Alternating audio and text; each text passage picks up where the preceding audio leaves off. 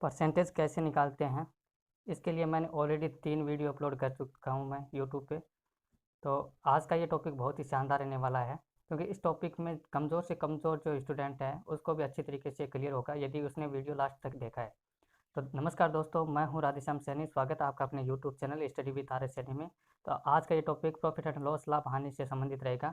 चलिए आज का ये टॉपिक हम स्टार्ट करते हैं। वीडियो को एंड तक ज़रूर देखिए दोस्तों, और अपने दोस्तों को शेयर कीजिए, लाइक कीजिए, वीडियो को सब्सक्राइब कीजिए यदि आपको वीडियो अच्छा लगे तो।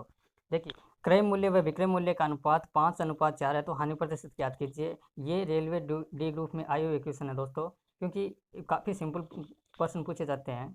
कुछ प्रश्न ऐसे होते हैं जो रेलवे डी ग्रुप में काफ़ी सिंपल पूछे जाते हैं, और इतने हार्ड क्वेश्चन नहीं पूछे जाते हैं। इन्हीं प्रश्नों को थोड़ा सा जो एग्जामिनर है वो घुमा के दे देता है, ताकि हमारे कन्फ्यूज़न पैदा हो जाए और हम इस क्वेश्चन को सॉल्व आउट अच्छे से नहीं कर सके और हमें गलती हो जाती है। तो ऐसे क्वेश्चन को आप अच्छे से क्लियर करना है आपको। जैसे क्रय मूल्य और विक्रय मूल्य का अनुपात यहाँ पे दे रखा है 5:4 का। इसका मतलब है कि वस्तु का मान लेते हैं हम, क्रय मूल्य अपना है 5 रुपये, यानी 5 रुपये में खरीदी है कोई वस्तु, और उसका विक्रय मूल्य जो है उसको हमने बेचा है 4 रुपये में। तो इसका मतलब है कि 100% हमें हानि हुई है, क्योंकि 5 रुपये की कोई वस्तु है, 4 रुपये में हम उसको सेल कर देते हैं। तो इसका मतलब है हानि कितनी हुई अपने पास, 1 रुपये की। और हानि 1 रुपये की किस पे हुई है दोस्तों, क्रय मूल्य पे हुई है, यानी 5 रुपये पे हुई है। और यदि हम प्रतिशत निकालते हैं तो डायरेक्ट आप 100 से डिवाइड कर दो। तो इसको यदि आप सोल्व आउट करोगे तो हमारे पास रिमेन्यू बचती है 20%। तो इसका मतलब है कि क्रय मूल्य और विक्रय मूल्य का अनुपात यदि 5:4 है तो हानि हमारे पास कितनी होगी, 20%। तो चलिए आगे बढ़ते हैं। अगला हमारा क्वेश्चन है,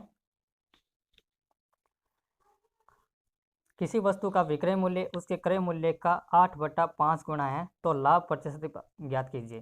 तो देखिए, किसी वस्तु का विक्रय मूल्य उसके क्रय मूल्य का, यदि यहाँ पे देखिए ये का शब्द आ रहा है और उसके जस्ट पहले जो शब्द होता है ये रिवेन्यू इसकी होती है। ये 5% क्या होगा, क्रय मूल्य होगा। तो इसका मतलब है कि क्रय मूल्य कितना है हमारे पास, 5 रुपये।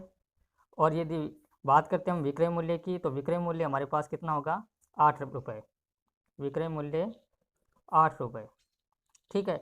अब लाभ प्रतिशत ज्ञात करना है। देखिए, 5 रुपये में किसी वस्तु को हम खरीदते हैं और उसको हम सेल करते हैं 8 रुपये में, तो हमारे पास लाभ कितना होगा, 3 रुपये का। और लाभ किस पे होगा, लाभ और हानि गणना हमेशा क्रय मूल्य पे होती है। ये बात मैं आपको पहले क्लियर करवा चुका हूँ। तो क्रय मूल्य यहाँ पे कितना है, 5%। और यदि बात करते हैं हम लाभ की, तो यहाँ पे 100 से आपको इंटू करना पड़ेगा, और यदि 5 को डिवाइड करेंगे 100 से तो हमारे पास रिवेन्यू बचती है 20। और यदि 20 को हम 3 से इंटू करते हैं तो हमारे पास निकल के आएगी रिवेन्यू 60, ठीक है।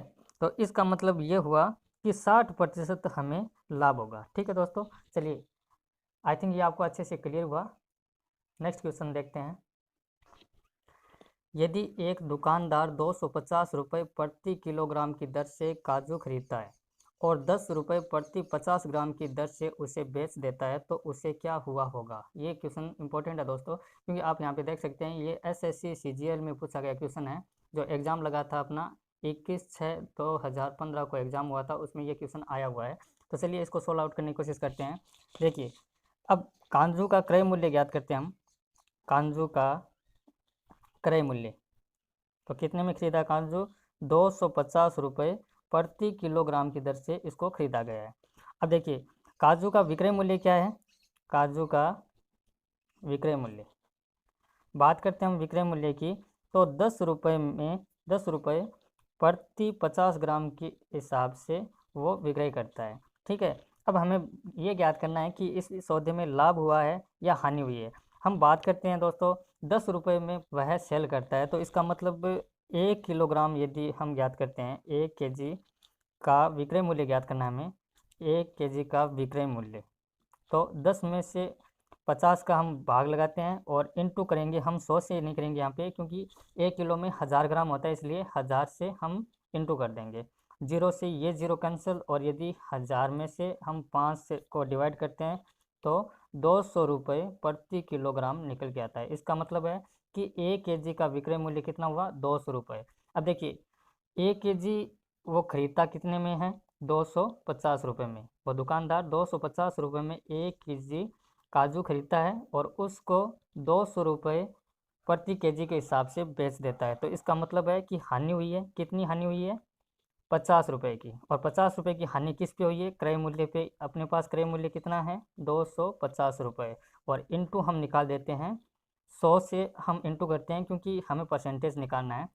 अब देखिए 0 से ये 0 कैंसिल, और यदि 25 में से 25 को हम भाग लगाते हैं 100 में से तो हमारे पास आएगा 4। और यदि 5 को हम 4 से इंटू करते हैं तो हमारे पास 20% की हानि होती है। ठीक है, आई थिंक ये आपको अच्छे से क्लियर हुआ। ये बहुत ही शानदार क्वेश्चन है दोस्तों, एग्जाम में ऐसे क्वेश्चन आपको बिल्कुल देखने को मिलेंगे। चलिए बढ़ते हैं नेक्स्ट क्वेश्चन की ओर। किसी वस्तु को 10% हानि पर बेचने से 45.45 रुपये प्राप्त होते हैं, तो उसका क्रय मूल्य ज्ञात कीजिए। तो देखिए सबसे पहले हम बात करते हैं विक्रय मूल्य की। तो विक्रय मूल्य हमारे पास कितना है यहाँ पे, 45.45 रुपये। ठीक है, अब देखिए माना हम क्रय मूल्य मान लेते हैं 100 रुपये। माना क्रय मूल्य कितना है, 100 रुपये। अब विक्रय मूल्य कितना हुआ, 100 माइनस 10 बराबर 90 रुपये। तो इसका मतलब ये हुआ कि 100 रुपये की जो वस्तु है हमने 90 रुपये में बेच दी है, तभी तो हमारे पास 10% की हानि होती है। ठीक है, अब रामबाण विधि यही कहती है हमारी कि जो चीज़ निकालनी हो उस वस्तु को हमेशा ऊपर रखनी है हमें। तो हमें यहाँ पे क्रय मूल्य निकालना है, तो 100 में से हम डिवाइड करेंगे 90 को, और डायरेक्ट आपको इंटू कर देना है यहाँ पे 45.45 रुपये। ठीक है, अब देखिए यहाँ पे ये पॉइंट हटाएंगे तो नीचे 100 आ जाएगा, और 100 को यदि 100 से हम कैंसिल कर देंगे 4545 में हम भाग लगाएंगे 90 का, तो हमारे पास रिमेन्यू बच के निकलेगी 50.50 रुपये।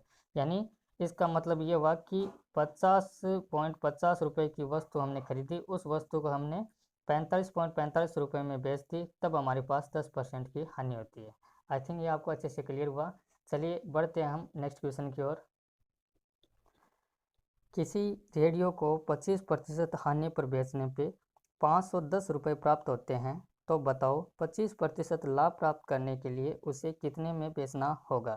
तो देखिए हमारे पास यहाँ पे विक्रय मूल्य कितना है, विक्रय मूल्य अपना है 510 रुपये, 510 रुपये। ठीक है, अब यदि बात करते हैं हम 25% हानि पे बेचते हैं उसको, तो कितने पे बेचा, 75 रुपये में। और बात करते हैं कि 25% लाभ पे बेचना है हमें, 25% लाभ पर यदि उसको बेचें तो हमारे पास 125 रुपये निकल के आते हैं।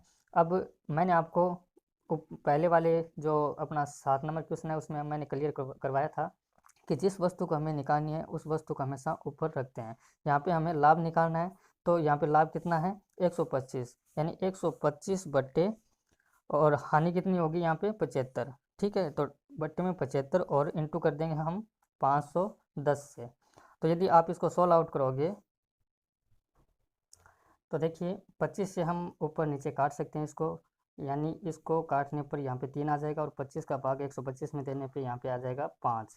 और यदि 510 में यदि हम 3 का भाग लगाते हैं तो हमारे पास 170 आ जाएगा, और यदि 5 को हम 170 से इंटू करते हैं तो हमारे पास आ जाएगा 17 5 85 और 0, यानी 850 रुपये। तो उस वस्तु को 25% प्राप्त करने के लिए उस वस्तु को हमें 850 रुपये में सेल करना होगा। तो ठीक है दोस्तों, यही क्वेश्चन के साथ आज का हम ये वीडियो एंड करते हैं। आई थिंक आपको ये वीडियो अच्छा लगा है, और यदि आपको अच्छा लगा तो उसको लाइक कीजिए और सब्सक्राइब कीजिए हमारे चैनल को, यदि आप नए हो तो, और अपने दोस्तों के साथ शेयर कीजिए। तो ठीक है दोस्तों, मिलेंगे हम नेक्स्ट वीडियो के साथ। अगला हमारा पार्ट नंबर 5 होगा प्रॉफिट एंड लॉस का। तब तक के लिए टेक केयर, बाय बाय।